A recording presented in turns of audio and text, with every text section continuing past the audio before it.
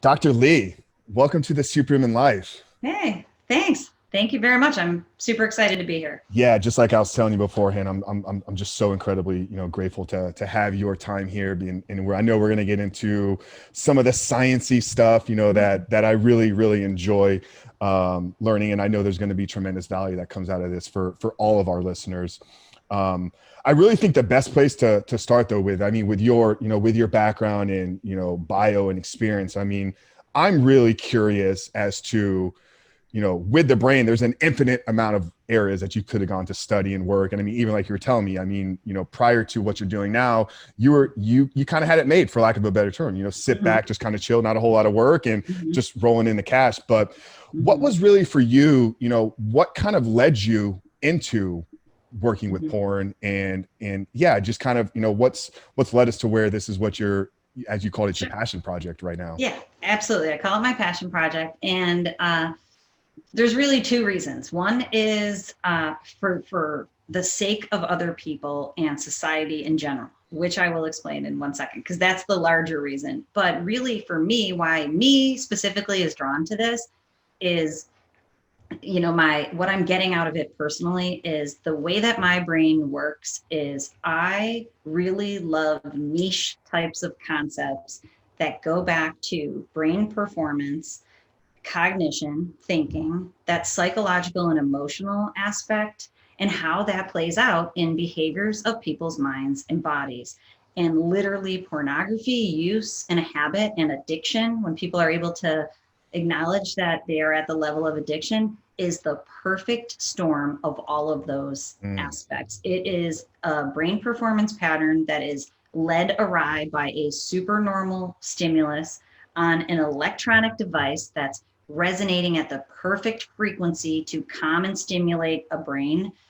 And what I try to communicate to, it's mostly men and that are affected, is that it would be almost impossible to resist it because it is such a supernormal stimulus. And especially if you have those needs in your brain to be calmed and to be stimulated, it takes you, and I always say it takes 2 times to be hooked. It literally only takes 1 time. But the second time you go back, it's the slippery slope, as I call it. So for me, my life has transitioned basically every 7 years. I'm like, my husband's like, why you got to change again? And I'm like, dude, I don't know what to tell you. My life happens in 7-year chapters and we've been together 20 years. I'm like, you know me. It's like, but it always is developing out of what I've done and where I feel like I'm being drawn and where my gifts and my expertise and my love for learning more and more can be used to help people. And that's the healthiest version of me. Learn about something that's incredible and then be able to help so many people with that knowledge. And I literally feel like I'm the 1%, and you might be the other, person in that 1% with me that knows about this. And so I can't sit with that. I have to let everybody else know.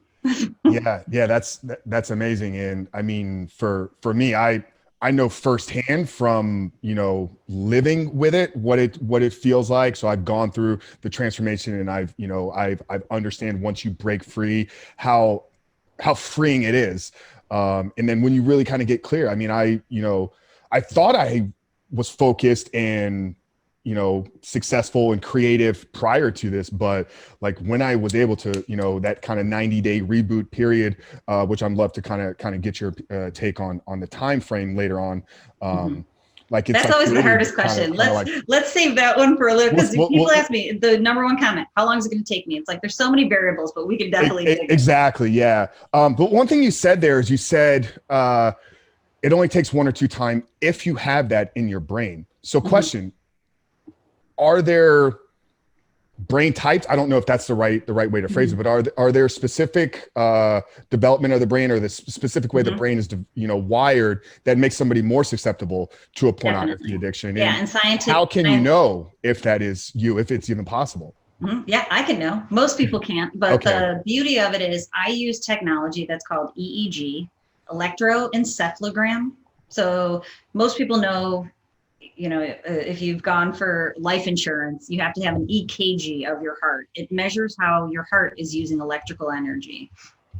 EEG measures how your brain is using electrical energy. So the evaluation that I perform is called a QEEG, quantitative, meaning measurable. So what I love people to know is everything I do is measurable.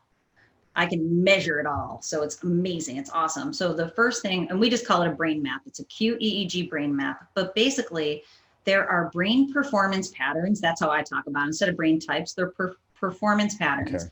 There's brain performance patterns that people use. There's all different types, but there's an optimal type. So for every age and gender, there's an optimal way of using electrical energy in your brain. And the really quick version of it is there's basically 5 speeds that your brain should be able to transition in and out of across your day.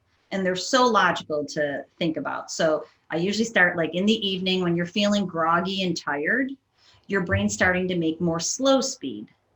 And it's called theta. Then when you shift into sleep, you're using more of extra slow speed. It's called delta. Then you sleep all night long, you get a glorious 8 hours of sleep, which usually never happens for most people. But when you wake up and you're feeling groggy again, you're coming out of delta back into theta, slow speed. Then when you're chilling, you're having a cup of coffee, you're using alpha medium speed. That's couch mode, as I call it. That's relaxation mode. A little bit faster is fast speed. And I always probably incorrectly characterize it as perfect processing speed, but it helps people to understand.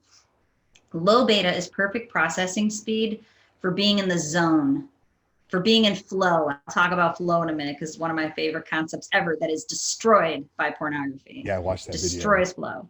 So what happens is when your brain is using low beta, you're in the zone, you're calm and you're focused and you're present and you're producing, you're creative, you can stay on topic and you can get your best work done. Then anxiety mode is extra fast. It's high beta. Your brain's cranking away so fast that it'll get away from you and it needs to be calmed down. So that's the quick and dirty of how optimally your brain should be able to shift in and out of that as needed. You know, if someone jumps in right now and startles me, my system's going to kick it into extra high and I'm going to run. I'm going to fight or flight. But then when I realize it's just someone scaring me, I'm going to come back down. I'll be in low beta. I can talk with you again. What happens is for many people, especially people who are drawn to addiction in the first place, but especially pornography, is that their brains are running slow and fast at the same time. So in all the videos I make, I try to give a visual of this. It's too much slow speed theta and too much fast speed high beta. So theta is the biomarker for ADHD. And I'm definitely not saying that everybody who watches porn has ADHD, and I'll explain a little bit more in a second. But if your brain's running slow, if your brain is processing slow and using too much slow speed theta, that's associated with ADHD. And it also is created by watching too much pornography. So it's the brain pattern that needs stimulation. And if you're using too much fast speed, that's an anxious brain that also simultaneously needs to be calmed. So that is the brain pattern that's most at risk. Too much slow speed, too much fast speed. So anybody who has that in the first place is more at risk. But now this is the catch-22. When you enter the slippery slope of pornography use and addiction, it creates those brain patterns. So I know you with your scanning and what you guys do there, you can determine where these speeds are at. But if somebody listening to this wants to know, okay, like, am I somebody that's slow and fast at the same time? Like, are there personality traits? Are there things that in their life that they can kind of see? I know it's not going to be 100% perfect, but just to get a better kind of idea of, am I possible to fall into? Absolutely. Yeah. And I've already made one video on my YouTube channel, but I plan on making more videos to help people with that. And I made one video that says how to learn how to feel your brain. Okay. And so I'll tell you the symptoms that are most associated with those two patterns. The slow brain pattern is the biomarker for ADHD. So if you've been diagnosed with ADHD, if you have any learning challenges when you were younger, that's going to be the person who is easily distracted, has difficulty focusing, And this would be, you'd want to think about yourself prior to a lot of porn consumption, because porn will create that. So it becomes difficult to parse out. But, you know, if it's difficult to stay focused and anything like that, in terms of what happens is the brain's just running too slow that you can't stay on task. You're not highly productive. So like a lot of men that I work with, they will say, even before they started using a lot of porn, that, you know, they'd go to work, they'd be at work 8 hours, they wouldn't get any of their 8-hour work done, so they'd have to bring it home and still not get it done at home. Those would be some of those markers. Or like I just talked to a gentleman who's like, you know, it's hard for me to get out of bed in the morning. And if a brain's running slow, it needs more sleep. Yeah. And it needs stimulation. It like literally, and so a lot of the behaviors that people have will be some of those self-stimulation behaviors too. So that, and that's the hyperactivity piece in ADHD. And it's difficult for some people to understand, but if your brain is running slow and it's basically trying to fall asleep by using this slow speed, if you use a lot of hyperactive behaviors of your body, like if you fidget and you can't sit still and it's difficult for you to just sit around for a few minutes, that could be because your brain needs a lot of stimulation. Now, this is the third most difficult factor because there's so many factors, but ADHD has a very high comorbidity rate with anxiety, meaning they mostly exist together. People with ADHD also have anxiety, but you can have anxiety alone. But anxiety becomes that mental stimulation. So a lot of people who have attention challenges might not have hyperactive behavior, but their mind spins. So over here, that extra fast speed is racing thoughts, hypervigilance. So always feeling like you have to be on red alert.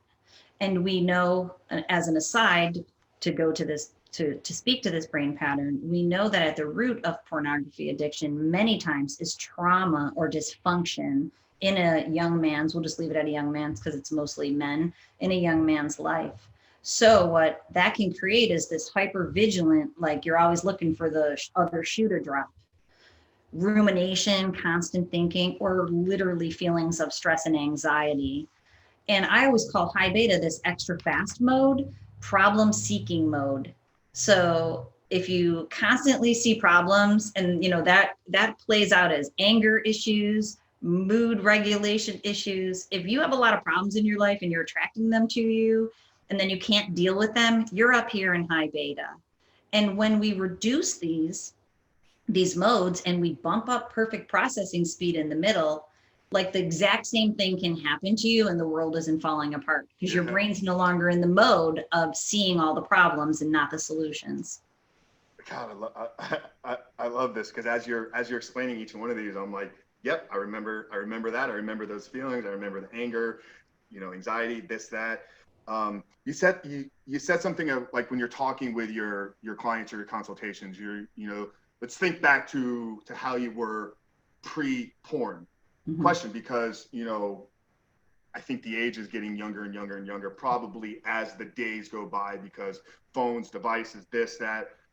So how does porn impact the development of a child's brain? And if they maybe weren't born as, you know, somebody that was fast and slow, can it lead them to actually becoming that? And it does. What are the real harmful, you know, dangers with young people? Yeah, and you're absolutely, you're absolutely right. It used to be 11 and 12. Now it's 8. You know, first exposure 7 and 8. It's awful, but that's a soapbox for a different day. But so what happens is development of the brain performance pattern can be basically stopped at the age of first exposure. And it has to do with the trauma many times.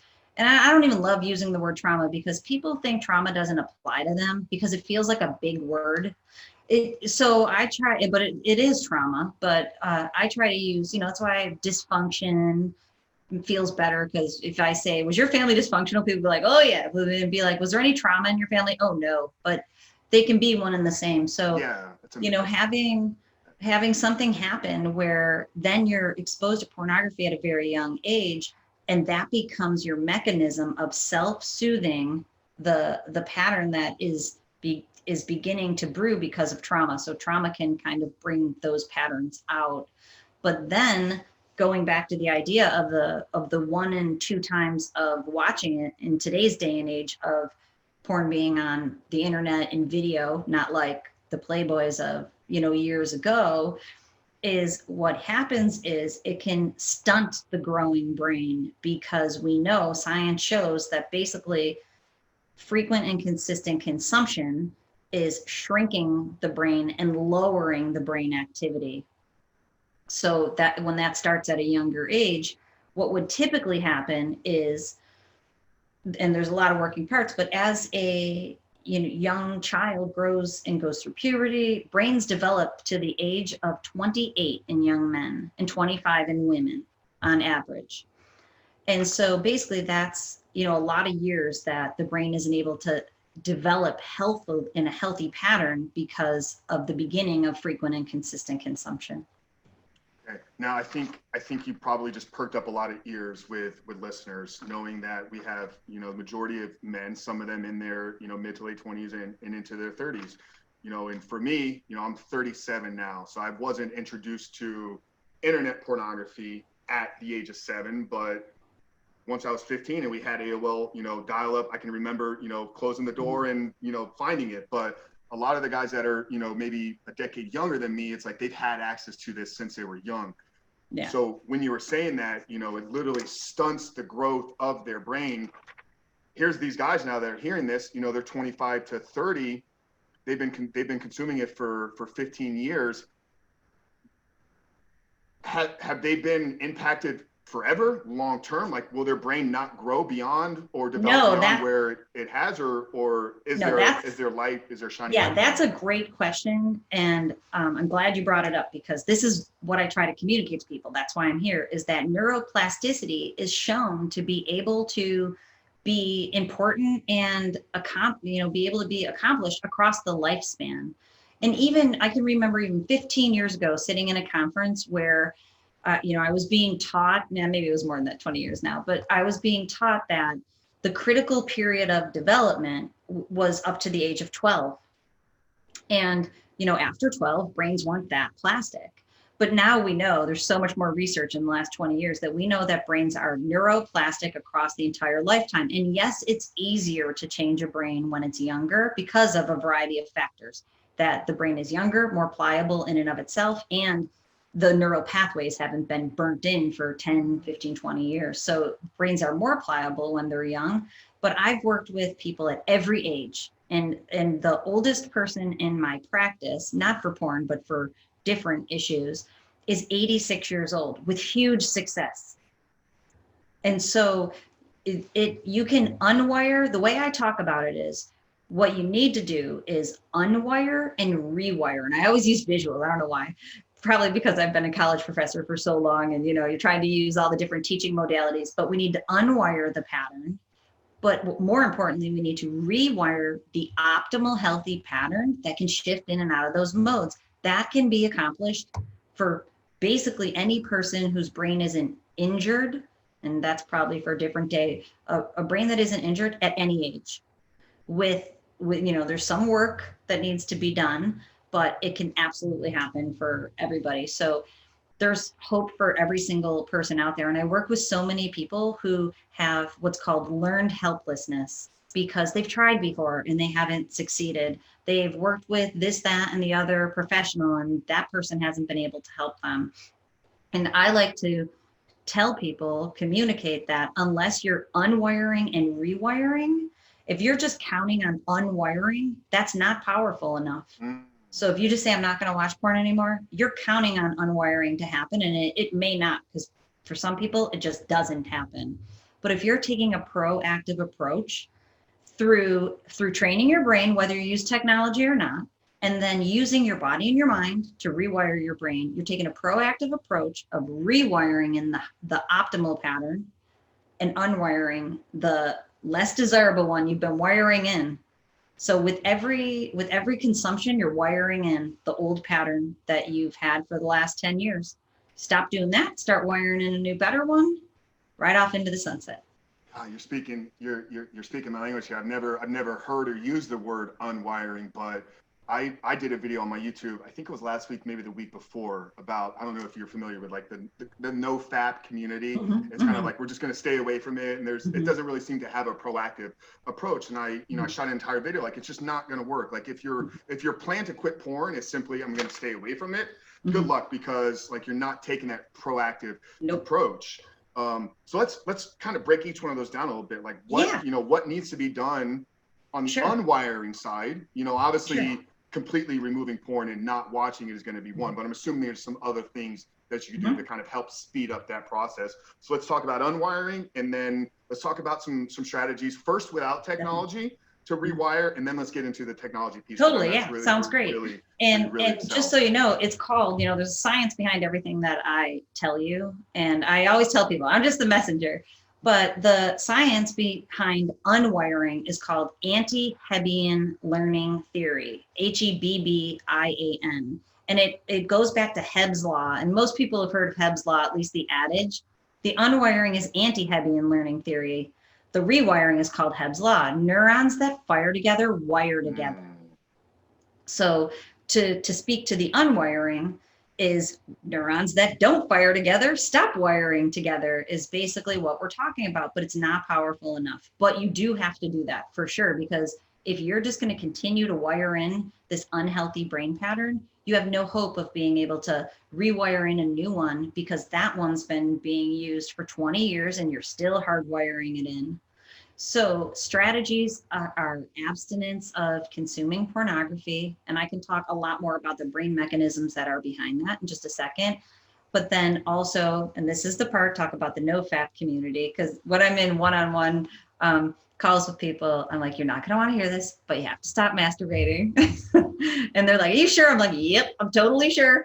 And it goes back to the neurochemical release that the brain is desiring to calm it and to stimulate it simultaneously. All goes back to the needs of the brain and what it's getting. So from pornography, it's getting a supernormal stimulus. And this is why I say it's the first or the second time, because your body wants to be at homeostasis. Your brain wants to be at its optimal pattern. It wants to. That's why your body will heal. If you don't block it by using negative habits and behaviors, your brain will be at the optimal pattern for most of us. So then what happens is you have to be able to undo that and, try to use the optimal pattern. What happens when you watch pornography is you're dumping the supernormal stimulus on the first time. This is what I was going to say. On the first time when you're watching, that homeostasis happens and your brain will recalibrate because it just got a double dump of dopamine and noradrenaline and oxytocin and prolactin, all these hormones and neurotransmitters being dumped into your brain like never before, because it can't happen in nature. But so then your brain goes, whoa, that was a lot. I need to calibrate for this. And, I'm going to equalize this. Then when you go back for the second time, it's had that double dump and it's like, I know this, so I've equalized this. So now the stimulus gives you a quadruple dump of those neurochemicals. That's why it's called a supernormal stimulus. It's more neurotransmitter release than you could get anywhere in nature. But then of course there's tolerance too. So the more you consume, the brain's always calibrating. So you always need more and more and more. You need more quantity, you need more frequency, you need more intensity. And that is why I call it a slippery slope. So by the second time your brain's recalibrated, that it will get hooked to needing to come back to more and more and more just to exist. Wow, okay. So when you stop watching, you're basically, and that's why people have withdrawals. And that's another huge question that people ask me all the time, like, how do I avoid withdrawals? You avoid them by rewiring the brain simultaneously, because as you start unwiring, the brain's going, I always call it the Kool-Aid. Where's my Kool-Aid? Like, where's that awesome cocktail that makes my brain feel pleasure? And most men don't like to hear this, but it's really, if it's a frequent and consistent habit, and I also don't love using the word addiction, but if it's a frequent and consistent habit, you're using it for pain reduction. It's not just pleasure, because everybody thinks it's just my little habit to just chill out and relax. No, it's not. You're using it to soothe pain. And there's opioid types of neurotransmitters, literally pain reduction neurotransmitters being released. So it's like you've developed a substance addiction. Just the substances are coming from your brain. Yeah, and that goes back to the root cause of it, the majority of the time being some trauma associated, related cause. It's like, yeah, we're running from the pain and seeking of the pleasure, Yeah. kind of simultaneously. So what are it's built on a shame cycle. So normally, and this is, if you've ever seen a diagram of the cycle of a pornography addiction, shame is a root cause. And what shame is I'm a bad person. Guilt is I've done something bad. But what happens is somewhere in there, something shameful happened that made that person's self-worth be diminished. And that diminished self-worth seeks out the soothing. And that also goes back to talking about like stunting brain development. It's at that moment where all of that is happening, and then the habit is built that is at the root of stunting that brain. But so then it stays the brain that needs to be soothed. Got it. Yeah. So we've provided a lot of high level stuff here. I want to get into like the roots of it. So with the, while it's being unwired, and we're going to take a proactive approach to rewiring, what are some of the tangible things that guys can do to speed up that rewiring process? Absolutely, 100%. And I care about this more than the unwiring, even though it's so important, but it's not enough to unwire. You have to anchor into the future you that you want to be. And I know that's easy, but I'm going to give you actual action steps. It's different for every person. And that's why I think coaching is so important. And that's why I think coaches need to know this. So the idea is people think their lives are happening to them. They've set their lives up, whether they know it or not. It's a matter of if you have strength in setting up your life to be one that is good for you and that you enjoy. And so in my coaching, what I try to have people do is dig into their routines, their habits, their circumstances, which circumstances can be loaded because they think it's happening to them, but they're creating it. And to be able to look at how they are moving through their days and their life. And there's aspects of that need to be healed and need to be improved. And it's different for every single person. But so it might be their primary relationship with their partner who hasn't had sex with them in a year. And that happens all the time. I'm like, you need to fix that. And, they'll be like, I can't. And I'll say, well, you're going to have to. You're either going to have to fix it with your current partner or you can't stay here. You won't be able to get out of it. I always joke that the way out is through. So that could be one major thing, that there's just dynamics in that relationship that keeps it a system of anxiety and a need for stimulation.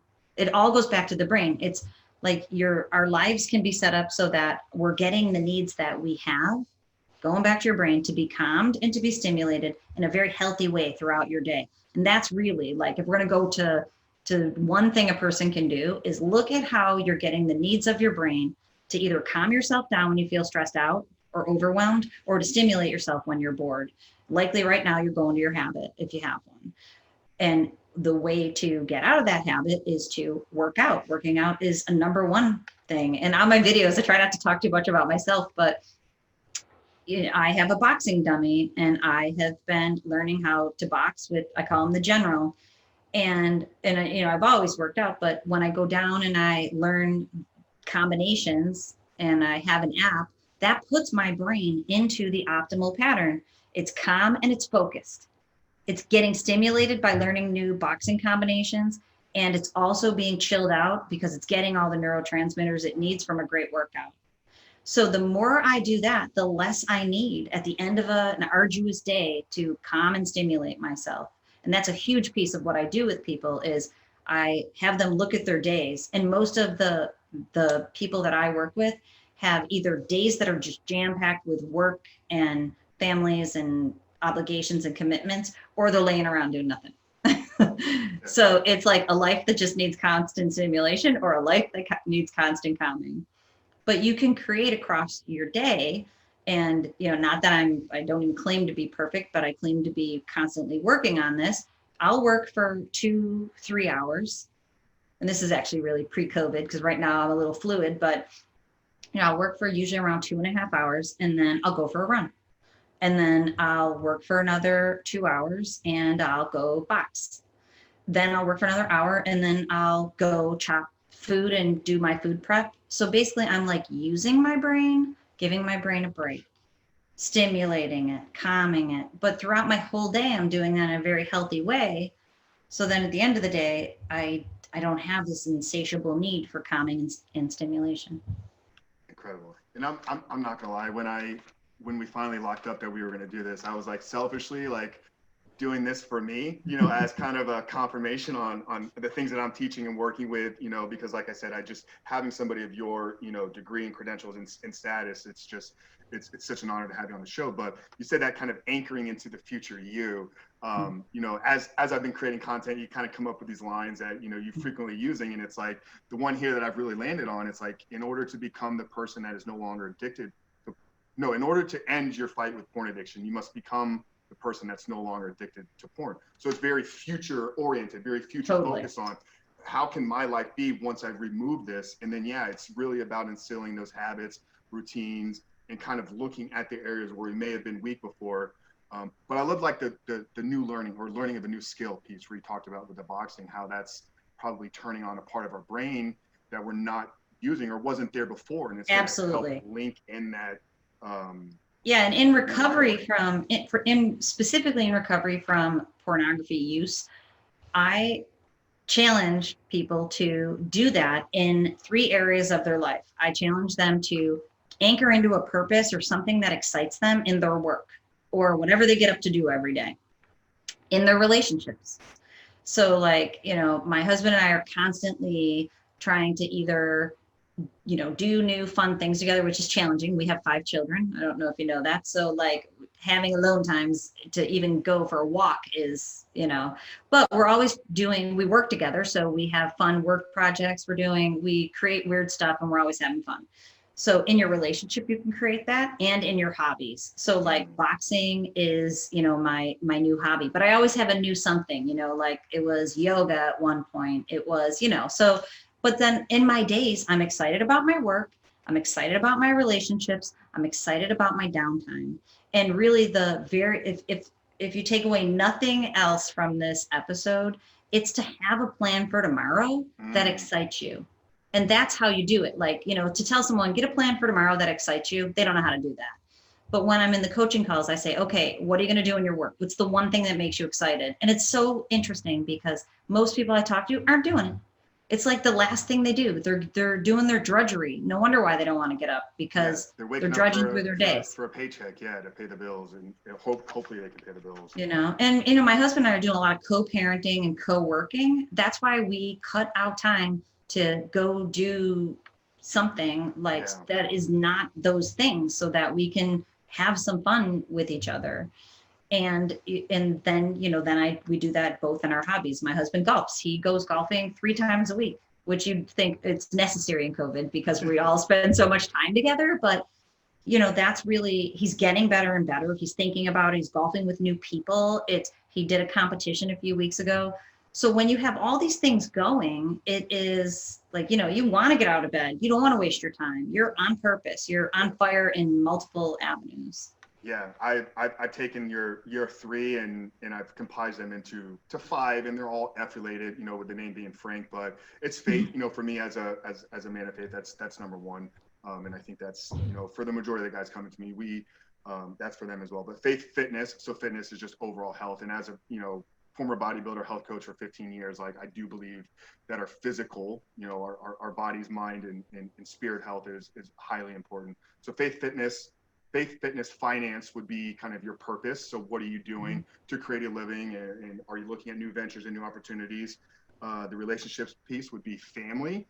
So family is like your direct family, but then also your circle that you kind of include and integrate into your life. And then freedom being kind of what you do with your time outside of making money. So that's where your hobbies and kind of creative endeavors come into play. I want to get to the technology. Can I just speak to the the faith aspect for a minute? I purposefully don't talk about that, but faith is very important to me. But I find that in this line of work, that if people don't resonate with the idea of faith, just about all the other solutions involve some very deep aspect of, like a 12-step programs all surrounding God. And that's really important to me. And I am trying to help people tap into that without having to buy into it if they're having a hard time, because a lot of people in addiction have a difficult time with that.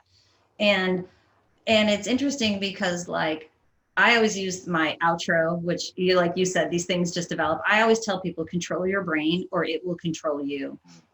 But really what that means to me is that when you are controlling your brain, you're actually not controlling it at all. It is divinely controlled. Like you're inspired, which puts you in spirit, which directly connects you to something bigger than yourself. But I am trying to relate to people through a neurological and a neuroscience standpoint. But everybody who knows me knows that I'm very spiritual, but I'm also pragmatic. So it sounds like our five, like we're just aligned completely on the same. Yeah, we're just putting different spins on it and kind of making our own thing. And thank you for sharing that with us.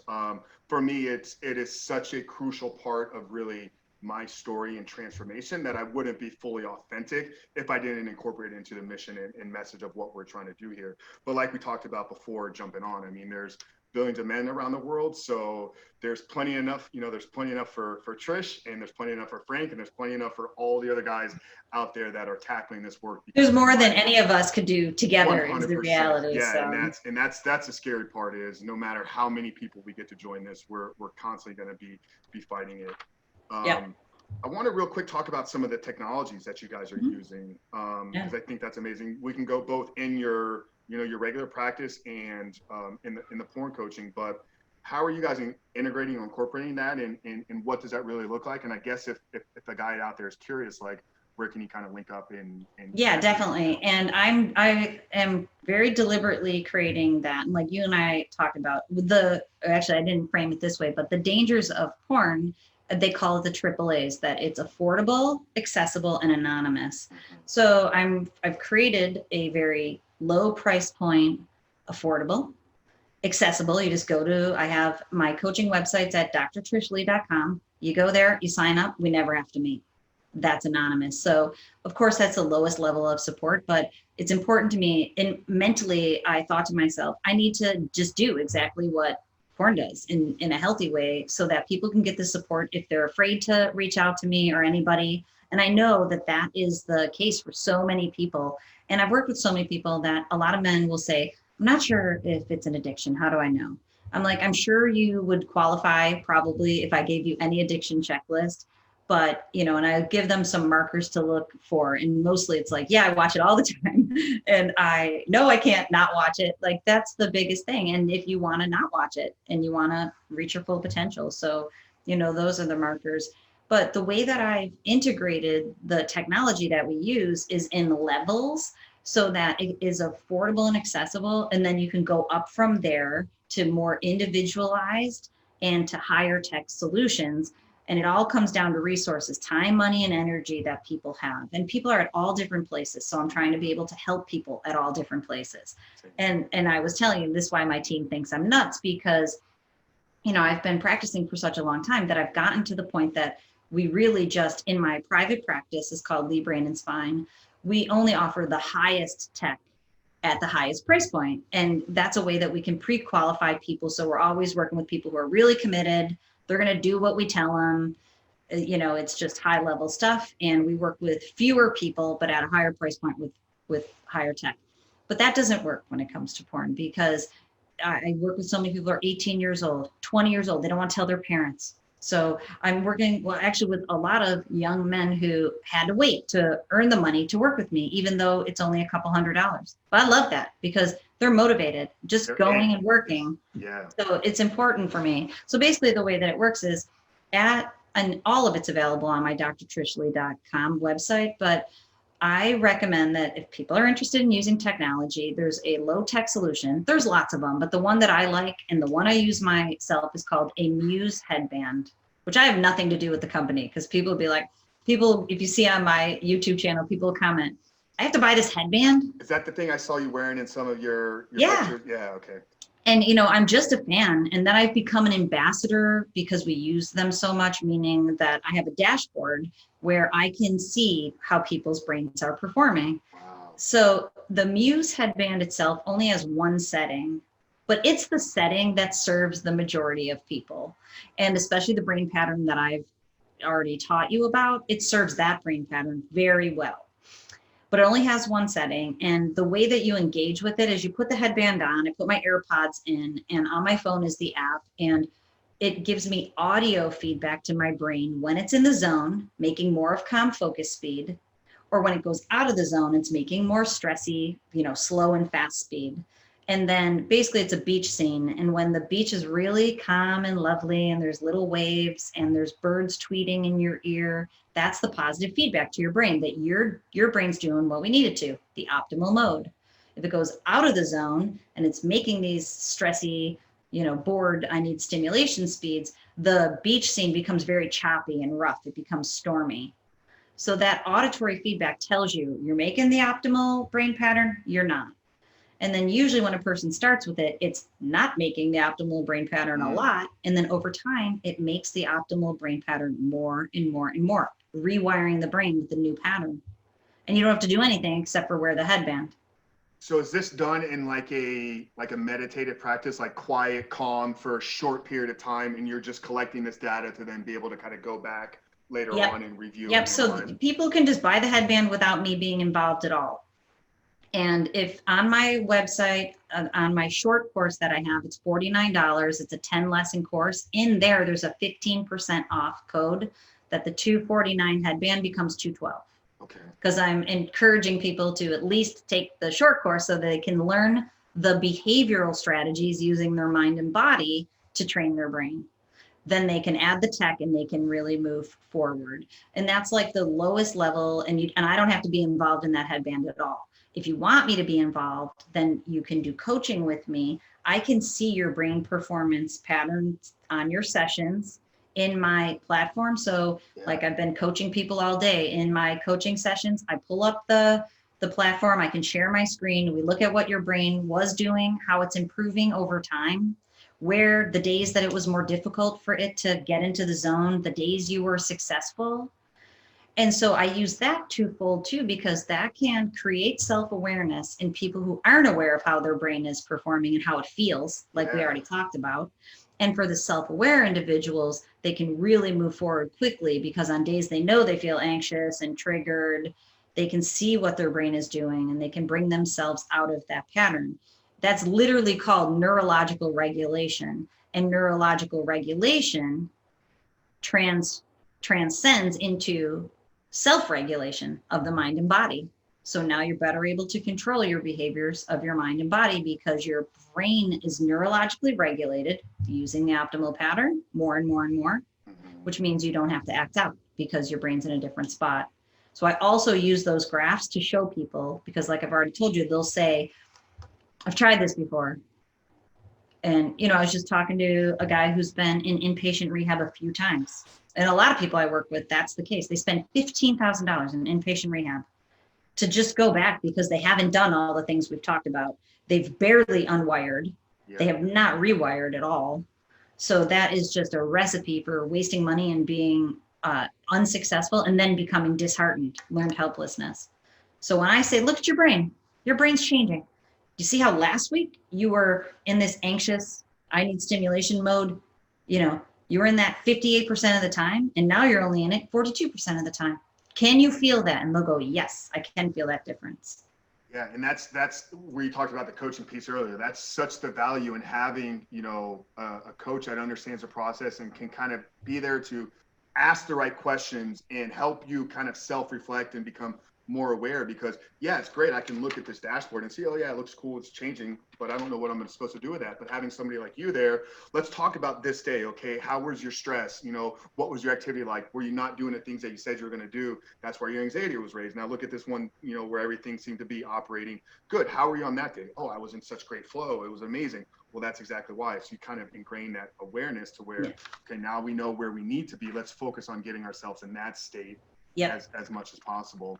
I know just to comment on that 1 second. So that's how I like to collaborate with people, because there's only one of me. I always try to, like, thinking about getting my brain in flow and doing the things that I love. There's only one of me, and my piece that I bring to this community is I can see how people's brains are performing. I can see in the data what basically hardly anybody else can see, and I can move you forward using your data. That's how I'm best served. So even though I'm certified as a sexual addiction recovery coach and certified to help partners, the brain piece is my piece. So if someone's working with you and they love working with you and you're coaching and you're rocking it out, people can meet with me 1 time a month, 1 time every 3 months. Like, I'm here to serve. And I tell people all the time, I'm here to serve in whatever capacity. I'm not getting you into a 6 month, X amount of dollars per month. Like, if you want to you want to use your MuseCom, and then once a month we peek in at your data and I can add to whatever other program you're doing, that's the piece that I want to play, because that is the role I'm good at. So you don't have to go learn how to do that, which would not be easy for most people to learn that piece. I can provide that piece for you and every person you work with. And my team, and that's how I'm trying to create my programs, is in the end, what I really want to be able to do is create products on my website. So I can get back out of, I've been coaching for like 50 hours this week, which is not a thing that I normally do. Get out of all the coaching, get back into serving people through the educational piece, and then do the brain coaching and have other qualified professionals. So I'm trying to make as many collaborations as possible, so everybody else can do the good coaching. I can add the brain piece. Yeah, that's amazing. We'll definitely talk offline more about that, because I think there's something synergistically that can definitely happen there. And yeah, the entrepreneur in me is like, as you're talking, like, trying to remove herself from working in the business to on the business. I fully get that. Yeah. I know we're really coming up on time here, but Sure. I do want to get to something, because it wouldn't be fair to the men and women out there if I didn't ask the question. So we have female here. We haven't had a ton of them, really discussing this topic on the show. Also a wife, and also a mother of 5. Mm-hmm. So I know this isn't really kind of in your neuroscience field. It is actually. Okay, so. But we need another hour. I'm going to have to come back to pick that apart, but I can. Let's just real quickly kind of talk to, both the impact that porn addiction on a male side has on his spouse, and then maybe for the, for the female, because there's about 20% women that listen to the show, for the females that are out there and are in a relationship, in a marriage, are there signs that they need to look for in their husband? He may be addicted to porn. Yep. And I work with a lot of women, and I'm involved in a lot of the women's communities in this space. And the reason I say it's definitely neuroscientific is that we now know that it's called betrayal trauma. And so women who are in the position that they find out, even if it's only a pornography habit, when they find out there is betrayal and it's trauma, like talking about trauma, it is perceived by the nervous system and the brain as trauma. And I can see that. And that's a different pattern. And so recovery for wives or spouses or partners is really, really important. And so I work with lots of them, but it also goes back to what I talked about as the system. And so many people don't know that the dynamic that is created in the give and take of partnership can add to the addiction, or it can help to break it. And there really is a whole other, I'm trained in this completely other way of recovery for women, because it's not the same as it is for an addict.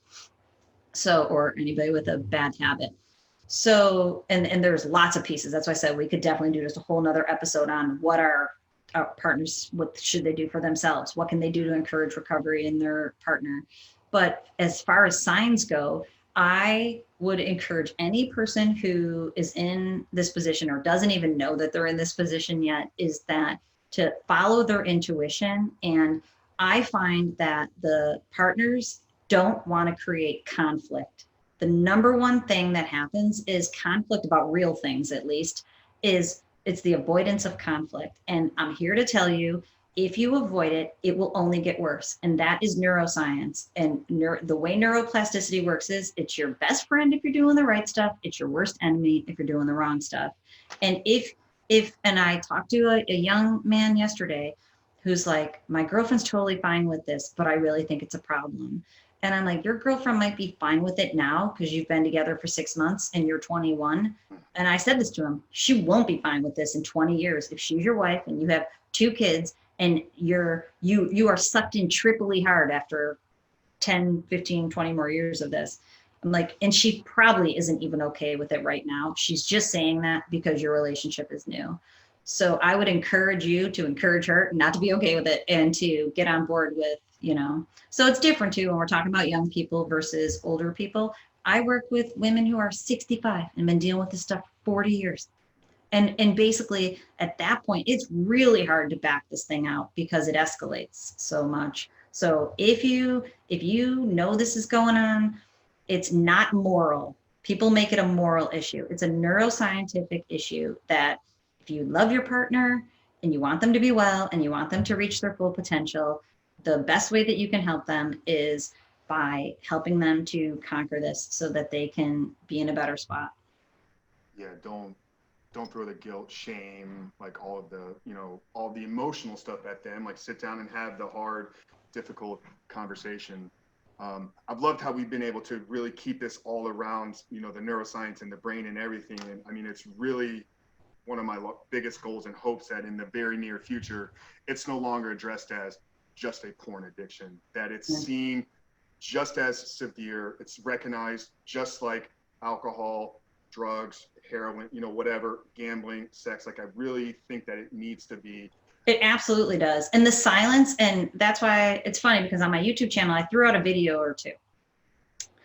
And, I was just like, I got to talk about this, but I wasn't really comfortable. And I'm like, this was just in May. I threw out a video or two and they were towards women. And then my mentor, I still have colleagues and mentors. He's like, you know what? I think you're a little too empathetic to the men. So any woman is going to be mad at you. They're not going to resonate with you because right now, if they find out, they're going to be stuck in shaming and guilting and being mad with, the man in their life who has this problem. And so then I thought, okay, I'm just going to go right to the men. I didn't think it would work, honestly. I thought I'd have to convince the women to get on their men. And so then when I shifted to making videos for men, it just totally took off. And I'm so excited because there's so many people out there. I did not know that there'd be people out there who knew it was a problem for them. I thought I was going to have to convince them more. And there's enough of them that don't think it's a problem. Yeah. That's why I write blog posts too. It's like, people think they have a high libido or they're just super sexy. It's like, no, dude, it's your brain. It's like, it needs, so. Yeah, I was convinced it was a problem early on in my own journey in recovery. I kind of went through this, like, because I had this freeing feeling. Like the first time I shared it with another man, he's like, dude, of course, every single one of us is dealing with it. And it wasn't like he didn't tell me to like man up or just every one of us. He was like, he embraced me and said, brother, it's okay. Like we're in this. And then I literally like went through every single one of my friends. And I mean, my network, it's, entrepreneurs, business owners, doctors, CEOs, high level guys. And I was just saying, hey man, like, me for 3-5 years now. I need to tell you this entire time I've been struggling with this. And every single one of them, pastors even, were like, would lean in like, dude, it's okay. Every single one of us. And when they said that, that was kind of the awakening. I'm telling you, okay, that's what you're on the podcast and get it out there. That's what irritates me. Don't stop talking about it. Just keep talking about it. The difficult and comfortable conversation. That's a huge motivator for me because it's like, and I say this to my husband all the time, just because everybody's doing it doesn't make it good. Like, and thinking back on my career, the reason I shift is because I'm always drawn to the things that the other people don't think are a good idea. So like neurofeedback, everybody thinks they need to get medication. You don't. You can heal your brain from within. That's how I was, my journey brought me from more traditional healthcare into neurofeedback. You don't need to put medication in. Let's stop seeing that as a framework, start seeing this as a framework. And then the same thing. And I said to my team in my office, because they're like, Dr. Trish, why do you got to do this? Like, don't we have enough going on here? Yes, we do. But I said, what do you think the number one brain problem? I said, because Whitney, she's calling it, it's so funny. She was calling it my sexual healing services. And, I'd call her singing Marvin Gaye songs. This is me. I'm calling you about sexual healing. And then I said to her, this isn't sexual healing services. These are brain healing services. That's what we do here. what do you think the number one brain problem is in the world right now? And she's staring at me. And her reply was awesome. And it's leading me to my next project, which we'll see. But she said, internet gaming for kids. And I know like we're out of time, but internet gaming leads to pornography. Yeah. And internet gaming does almost the same thing, just at a lower level. So I said, that's what we're working on here, sister. The number one brain problem that's about to take over the world. So buckle in, because we're here for the ride. And, you know, when she saw it that way, it's like, yeah, we're here for the work. We're here for it. Yeah, I'm in. I've realized this is my purpose on this earth right now, this season of my life. I don't know if it's 5 years, a decade, 20, 30. I don't really know. I mean, I have a big vision and a big goal to accomplish, and we'll continue to do it on a daily basis. How was the feedback from your other fellow doctors and associates when you made the transition to starting to talk about it? Because I've got to assume that there's even some people in your field that it's okay, it's what every guy does. So was there any pushback? Just it's kind of a selfish question there. Well, it's interesting too, because for right now, because, well, I'll just be side saying that for right now, I'm surrounding myself with people who are okay with talking about it, because I am gaining the strength, and I've thrown it out there, and the response has been positive to me. But then the people on my team and like kind of that second layer, when they say, you know, we're starting to address pornography, they get that, but they don't have the retort that I do and the confidence in why this is so important. So I'm really trying to teach that inner layer right now. I've surrounded myself with people who, you know, I crack up because like nothing's off the table in terms of conversation. Because when you're in this field, there's literally nothing you can't talk about. Yeah. And so I've surrounded myself with people who are okay with that. And then I'm teaching my inner people to be okay with that, so that then we can go out as a unit, a strong unit. So we're more in that mode right now.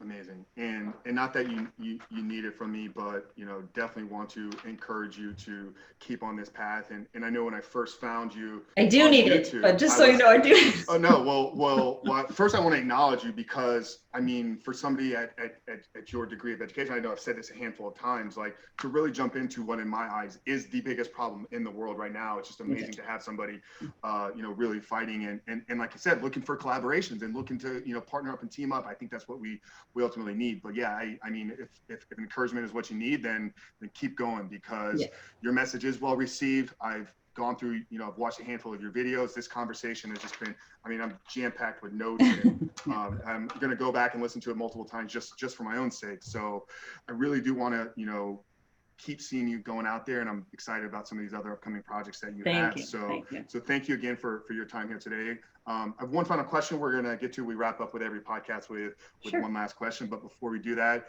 I know you've dropped some of your, places where people can find you. Here's your opportunity to tell people where to find Dr. Leigh, where to connect with you, social media, YouTube, just kind of plug it all right now. And then we'll get those links added down in the show notes for this. Yeah, as well. Definitely. Yeah. Awesome. So you can find everything at drtrishleigh.com.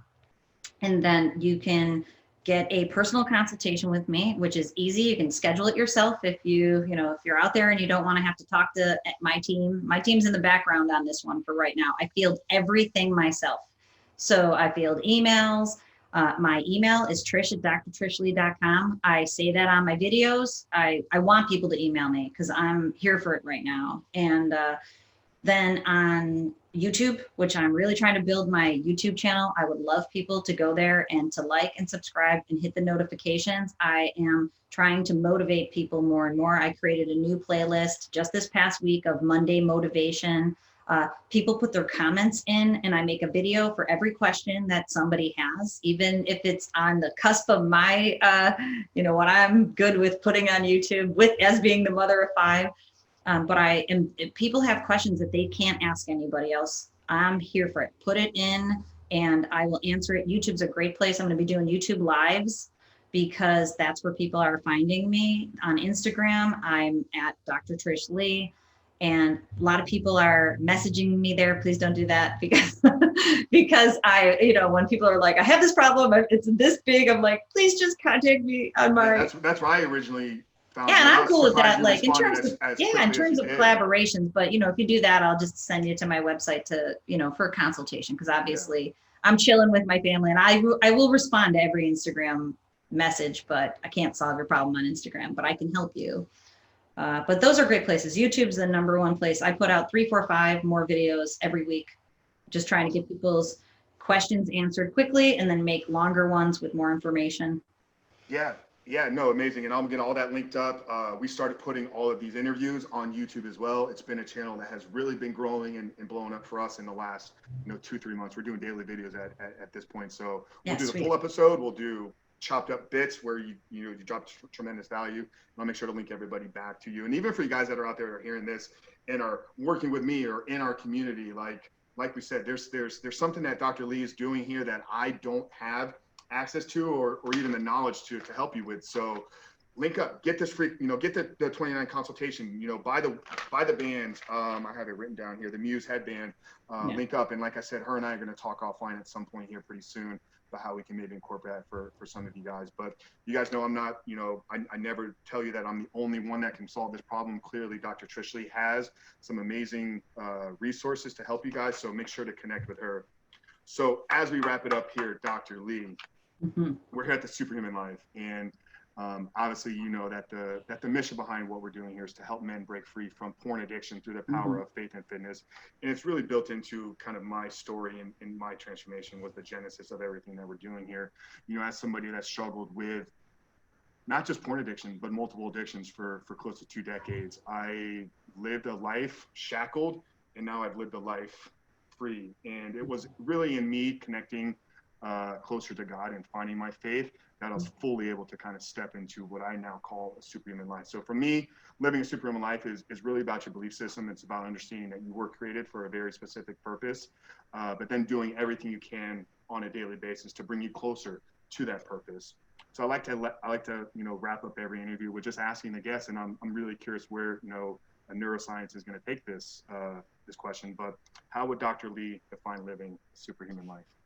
Well, I think it's exactly what you said. I have spent my life, and people think I'm nuts for it, but and you and I use the same language. In every season, I deliberately create the life that brings me happiness. I think we're here to be happy. And so many people are not fundamentally happy.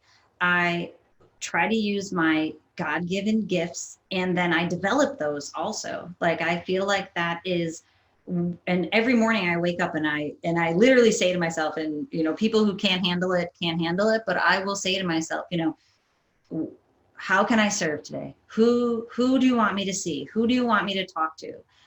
What should I say? And then I am constantly deliberately creating that so it brings me joy at the perfect level. And then I'm able to create that in my family, my friends, my colleagues.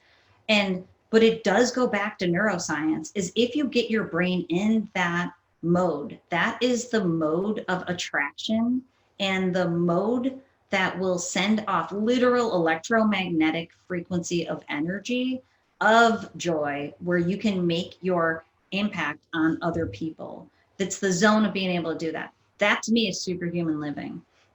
And you have to have your brain, mine's always control your brain or it'll control you. You have to have control of your brain so that you can do that. And so not needing to stimulate yourself and calm yourself, but to deliberately create your life in a way that brings you that joy and you can bring it to others, that's superhuman living right there. So incredibly powerful. Guys, you heard it there. You were created for a purpose, but believing in that was only the first step. You have to be intentional about bringing yourself closer to that purpose every single day. Dr. Trish, this has been so amazing. I'm so appreciative of you, your time, your wisdom, your knowledge, just everything that you delivered here. And I know the audience is going to get so much out of this. So we appreciate you guys for tuning in. If you haven't done so yet, and you are new to this podcast, there's 2 ways that you can help us grow this message and this show. First off, if you're new, like I said, make sure to hit that subscribe button, like, or whatever platform you're listening on. And secondly, we're very driven by the mission, and the mission is to change the world through helping guys break out of their addiction to pornography. So if there's a man in your life or female in your life that is struggling with this and can really get value out of understanding some of the neuroscience behind this addiction, make sure to share this podcast with them, or share this on YouTube, wherever you're listening to it at. But that's it, guys. Another incredible conversation. We're so grateful to have Dr. Trish Leigh. But that's it, guys. God bless you, and we love you all.